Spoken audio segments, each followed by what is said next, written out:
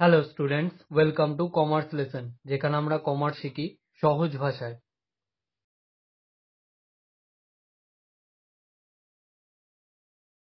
আজকের ভিডিওতে আমরা 831 পেজের এমসিকিউ সলভ করব উইথ কারেক্ট সলিউশন। তাহলে শুরু করা যাক।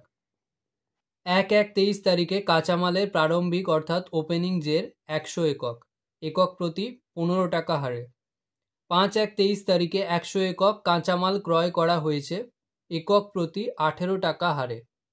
18/1/23 তারিখে 100 একক কাঁচামাল বিলি করা হয়েছে। কাঁচামালের বিলির মূল্যায়ন লিফো পদ্ধতিতে করা হলে 31/1/23 তারিখে অন্তিম বা ক্লোজিং মজুদ পণ্যের মূল্য হবে। এটার অ্যান্সার হবে 1500। এটা সলিউশন আমরা শেষে দেখব।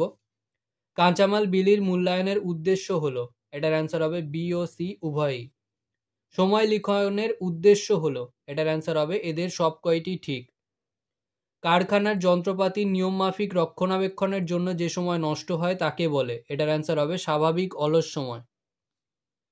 মজুরির পরিমাণ কোন বিষয়ের ওপর নির্ভর করে, এটার অ্যান্সার হবে এ ও বি উভয়ই।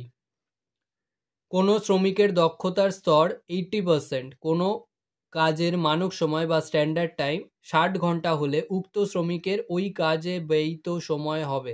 এটার অ্যান্সার হবে মানক সময়ের থেকে বেশি, অর্থাৎ স্ট্যান্ডার্ড টাইমের থেকে বেশি। একজন শ্রমিককে একটি কাজ করার জন্য 8 ঘন্টা সময় দেওয়া হলো, কাজটি সে 10 ঘন্টায় শেষ করলো। তার কর্মদক্ষতার স্তর, এটার অ্যান্সার হবে 80%। এটা সলিউশন আমরা শেষে দেখব। নিচের কোন ক্ষেত্রে কোনো শ্রমিক রোয়ান প্রিমিয়াম পদ্ধতিতে বোনাস পাবে, এটার অ্যান্সার হবে নির্ধারিত সময় অপেক্ষা কম সময় কাজটি সম্পন্ন করতে পারলে। কম সময় করলে দেন টাইম সেট বের হবে, আর টাইম সেট বের হলে দেন আমরা রোয়ান প্রিমিয়াম পদ্ধতি বা হালসে প্রিমিয়াম পদ্ধতি যে কোনো পদ্ধতিতে বোনাস দিতে পারবো। কোনো শ্রমিকের ঘন্টা প্রতি মজুরির হার 50 টাকা, হালসে প্রিমিয়াম পদ্ধতিতে 50% তার অর্জিত বোনাসের পরিমাণ 150 টাকা। ওই শ্রমিকের বাঁচানো সময় হলো, এটার অ্যান্সার হবে 6 ঘন্টা। এটা সলিউশন আমরা শেষে দেখব। বিজ্ঞাপন বাবদ খরচ নিম্নলিখিত কোন উপরিব্যয়ের অন্তর্ভুক্ত, এটার অ্যান্সার হবে বিক্রয় সংক্রান্ত উপরিব্যয় বা সেলিং ওভারহেড। নিচের কোনটি উপরিব্যয়ের উদাহরণ নয়, এটার অ্যান্সার হবে প্রত্যক্ষ শ্রমিকের মজুরি বা ডাইরেক্ট ওয়েজেস। যে উপরিব্যয় উৎপাদনের পরিমাণের পরিবর্তনের সঙ্গে পরিবর্তিত হলেও সমানুপাতিকভাবে পরিবর্তিত হয় না তাকে বলে, এটার অ্যান্সার হবে অর্ধ পরিবর্তনশীল উপরিব্যয় বা সেমি ভ্যারিয়েবল ওভারহেড।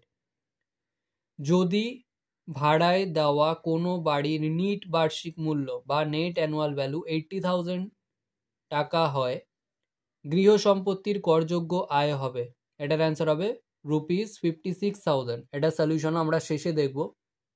সারা বছর নিজ বসবাসের জন্য ব্যবহৃত এমন গৃহ সম্পত্তির বার্ষিক মূল্য হবে, এটার অ্যান্সার হবে 0, কারণ নিজের ব্যবহারের জন্য যে বসবাস বা হাউস প্রপার্টি থাকে সেটা আমরা স্টার্টই করি নেট অ্যানুয়াল ভ্যালু দিয়ে, তার আগে কিছু আসে না। একটি ভাড়ায় দেওয়া বাড়ির মোট করযোগ্য আয় 70,000 টাকা। বাড়িটির নির্মাণের জন্য কোনো গৃহঋণ না নেওয়া হলে বাড়িটির নিট বার্ষিক মূল্য হবে, এটার অ্যান্সার হবে ₹1 লাখ। এটা সলিউশন আমরা শেষে দেখব। আয়কর আইন 1961 2 সাবসেকশন 47 ধারা অনুযায়ী নিচের কোনটি হস্তান্তর বলে ধরা হবে না, এটার অ্যান্সার হবে উপহার।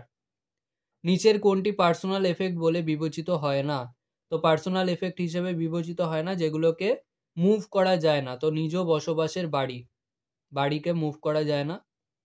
নিচের সম্পত্তিগুলির কোনটি ক্রয়ের তারিখ থেকে 41 মাস পরে বিক্রয় করলে তা দীর্ঘমেয়াদী মূলধনী সম্পত্তি বলে বিবেচিত হবে, এটার অ্যান্সার হবে এদের সবকটি।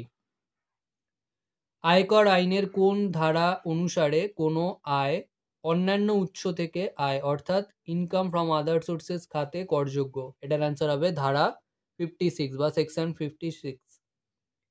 এমপি এমএলএ কর্তৃক প্রাপ্ত বেতন যে খাতে করযোগ্য তা হলো, এটার অ্যান্সার হবে অন্যান্য উৎস থেকে আয় বা ইনকাম ফ্রম আদার সোর্সেস।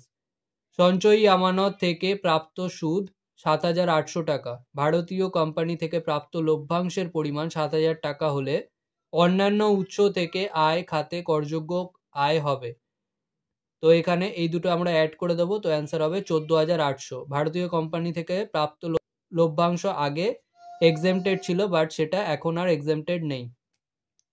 পারিবারিক পেনশনের পরিমাণ 54,000 টাকা হলে সর্বোচ্চ ছাড়ের পরিমাণ হবে, এটার অ্যান্সার হবে 15,000 টাকা।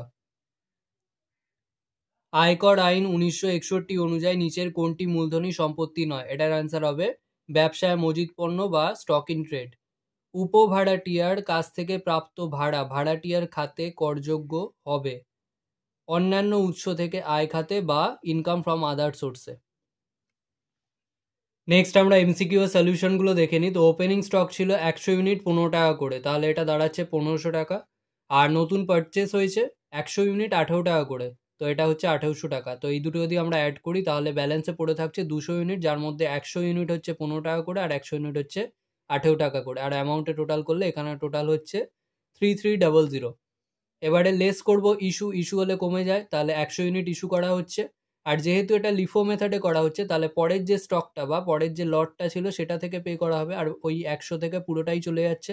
তো 100 ইউনিট 18 টাকা করে, তাহলে চলে যাচ্ছে 1800 টাকা। তাহলে যে 100 ইউনিট পড়ে রয়েছে ক্লোজিং স্টকে সেটা নিশ্চয়ই যেটা আগের ছিল সেটা, তাহলে 100 ইউনিট 15 টাকা করে, তাহলে 100 ইউনিট 15 টাকা করে, আর এটা মাইনাস করলেও আমরা পাচ্ছি 1500 টাকা। নেক্সট 7 দাগের অঙ্কে এফিসিয়েন্সি বার করতে বলেছে। তো এটা যেহেতু টাইমের বেসিসে ছিল, তো সেক্ষেত্রে এফিসিয়েন্সি হয়ে যায় standard time divided by time taken into 100। তো এখানে স্ট্যান্ডার্ড টাইম ছিল 8 আওয়ার্স আর টাইম টেকেন বা টাইম নিয়েছিল 10 ঘন্টা, তো ডিভাইডেড বাই 10 ইন্টু 100 করে আমরা পাচ্ছি 80%। তো এখানে 9 দাগের অঙ্কে আমাদের টাইম সেভটা বার করতে বলেছে। আমাদের বোনাস আন্ডার হালস এটা দেওয়া ছিল, তাহলে বোনাস আন্ডার হালসের ফর্মুলাটা আগে লিখে নিই। Bonus under Halsey is equal to half into time save into rate অর। তো বোনাস আন্ডার হালসে দেওয়া ছিল 150, সেটা বসিয়ে দেবো is equal to half into time save into rate দেওয়া ছিল 50 অর দিয়ে 150 ইজ ইকুয়াল টু, তো এটা হাফ ইন্টু 50 করে আমরা পাচ্ছি 25, তার 25 ইন্টু টাইম সেভড অর দিয়ে টাইম সেভটা এদিকে রাখবো আর 25টা এদিকে ডিভাইড ফর্মে নিয়ে নেবো, তাহলে 150 ডিভাইডেড বাই 25 সেটা সলভ করে আমরা পাচ্ছি 6 আওয়ার্স। নেক্সট আমরা 13 এর সলিউশনটা দেখে নিই। তো এখানে নেট অ্যানুয়াল ভ্যালু বলা ছিল 80,000। এবার আমরা জানি নেট অ্যানুয়াল ভ্যালু থেকে 30% লেস হয় স্ট্যান্ডার্ড ডিডাকশন বাবদ। তো এই নেট অ্যানুয়াল ভ্যালুর 30% অর্থাৎ 24,000 লেস করে আমরা ইনকাম ফ্রম হাউস প্রপার্টি পাচ্ছি 56,000। নেক্সট 15 এর দাগের অঙ্কে বলেছে taxable income from house property দিয়ে দিয়েছে 70,000। এবার আমাদের নেট অ্যানুয়াল ভ্যালু বার করতে বলেছে। তো এটা বেসিক্যালি রিভার্স ক্যালকুলেশন করব আমরা। তাহলে নেট অ্যানুয়াল ভ্যালু থেকে 30% স্ট্যান্ডার্ড ডিডাকশন বাদ দিয়ে আমরা পাই taxable income from house property. তো সেটা আমাদের দেওয়া আছে 70,000, তাহলে এই 70,000টা অবশ্যই 70 সমান 30% যেহেতু লেস করার পরে পাওয়া যাচ্ছে, তাহলে অ্যাড এসডি 30% অফ এনএভি, এনএভির ওপর 30% হয়, তাহলে যেটা পড়ে রয়েছে সেটা অবশ্যই 70 সমান, তাহলে ডিভাইডেড বাই 70 ইন্টু 30 করে আমরা পাচ্ছি 30,000। এবারে 70,000 এর সাথে 30,000 অ্যাড করে আমরা পাচ্ছি নেট অ্যানুয়াল ভ্যালু 1 লাখ। আজকের ভিডিও এখানেই শেষ। ভিডিওটা ভালো লাগলে লাইক করো, বন্ধুদের সাথে শেয়ার করো। যদি কোনো প্রশ্ন থেকে থাকে অবশ্যই কমেন্ট সেকশনে জানাও, এবং এই ভিডিওটা থেকে যদি নতুন কিছু শিখে থাকো তাহলে অবশ্যই সাবস্ক্রাইব করো এবং দেখতে থাকো কমার্স লেসন।